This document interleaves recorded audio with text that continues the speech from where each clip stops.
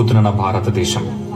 అవును, రవి అస్తమించిన బ్రిటిష్ సామ్రాజ్యంలో నూతన సూర్యోదయం కోసం ఎదురు చూస్తున్న నా భారతదేశం. ఎక్కడికి పోతున్నావురా కుక్క? పంటను అమ్మటానికి దొరా. వీడికి తెలీదా?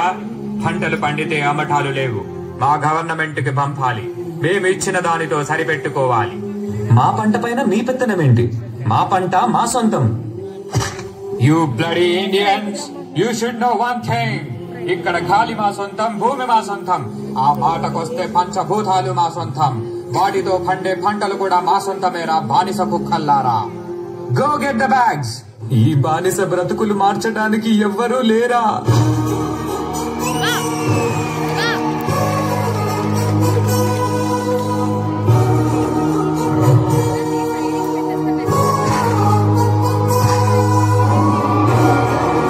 పంటలు కావాలా తెల్ల కుక్కల్లారా? నువ్వు పండించావా లేదా నీ అప్ప పండించాడా? యూ బ్లడీ ఇండియన్ రాస్కెల్, మమ్మల్ని అడ్డుకుంటావా? నీకు చేతులున్నవి మా ఒళ్ళు పట్టటానికి, మా కాళ్ళు మొక్కటానికి, అంతేకాని మా మీద ఎత్తటానికి కాదు రామరాజు. ఎత్తుతారు రా, ఎత్తుతారు.